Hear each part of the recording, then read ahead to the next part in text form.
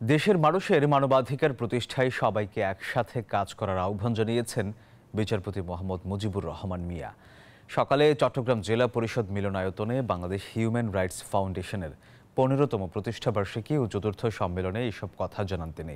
মন্তব্য করেন, আওয়ামী লীগ সরকার দেশের বিচার ব্যবস্থাকে কুক্ষিগত করেছে, গণতন্ত্রের নামে গণহত্যা চালিয়েছে, এমনকি ছাত্রদের গণ অভ্যুত্থানেও নির্বিচারে গণহত্যা চালাতে দ্বিধা করেনি বলেও মন্তব্য করেন তিনি।